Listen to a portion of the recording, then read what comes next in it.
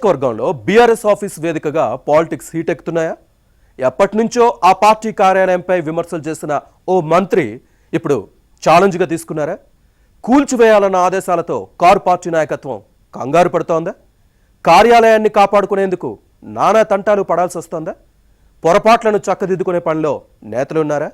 ఇంతకీ ఏ నియోజకవర్గంలో ఇదంతా జరుగుతోంది? కూల్చేయాలని ఆదేశించిన ఆ మంత్రి ఎవరు? Watch this inside story.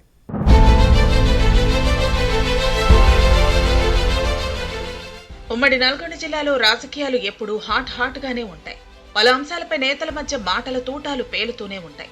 ప్రస్తుతం నల్గొండ నడిబొడ్డున నిర్మించిన బీఆర్ఎస్ కార్యాలయం వేదికగా రాజకీయ రచ్చ జరుగుతోంది. ఈ స్థలం 100 కోట్ల విలువ చేస్తుందనే అంచనాలు ఉన్నాయి. మున్సిపల్ అనుమతులు లేకుండా భవనం నిర్మించడమే వివాదానికి కారణమైంది.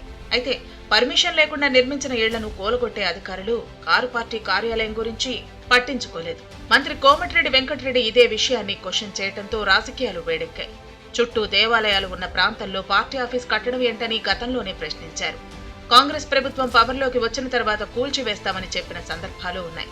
ఎన్నిసార్లు నోటీసులు ఇస్తారని మున్సిపల్ కమిషనర్ ను నిలదీశారు. కారు పార్టీ కార్యాలయం కూల్చివేతకు ఇప్పుడు మంత్రి హోదాలో తాను ఇచ్చిన ఆదేశాలను పాటించి తమ పని తాము చేసుకుపోవాలని హుకుం జారీ చేశారు. దీంతో మంత్రి కోమటిరెడ్డి వెంకటరెడ్డిపై బీఆర్ఎస్ నేతలు ఎదురుదాడికి దిగుతున్నారు.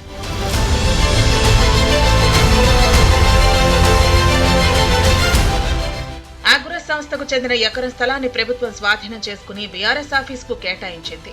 100 కోట్ల విలువైన స్థలానికి మార్కెట్ రేటును 4.5 లక్షలుగా నిర్ణయించి 2019లో కేబినెట్ తీర్మానం చేసింది. గజానికి కేవలం 100 రూపాయలు మాత్రమే చెల్లించే ఏర్పాటు చేసింది. పార్టీ ఇచ్చిన 60 లక్షల నిధులతో అప్పటి ఎమ్మెల్యే కంచర్ల భూపాల్ రెడ్డి హైదరాబాద్ తెలంగాణ భవన్ తరహాలో నల్గొండ బీఆర్ఎస్ కార్యాలయాన్ని నిర్మించారు.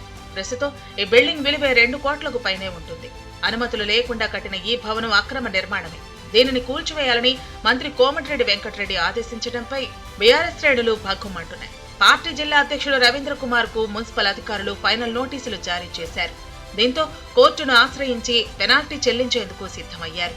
అనుమతుల కోసం తాము అప్పట్లోనే అప్లై చేసుకున్నా రిప్లై లేదన్నది గులాబీ పార్టీ నేతల వాదన.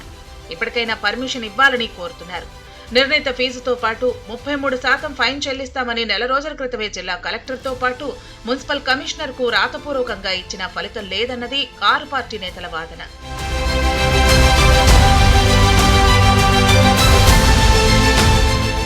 ప్రైమ్ లొకేషన్ లో బీఆర్ఎస్ 2 భవనాలను నిర్మించింది. ఒకటి పార్టీ కార్యాలయం కాగా మరొకటి ఎమ్మెల్యే క్యాంప్ ఆఫీస్.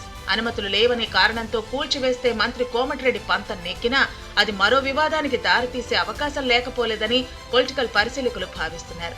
ప్రభుత్వం స్వాధీనం చేసుకుని ప్రజా ప్రయోజనాల కోసం ఉపయోగిస్తే అందరి మన్ననలు పొందే అవకాశం ఉంటుందన్నది విస్తృతాభిప్రాయంగా ఉంది.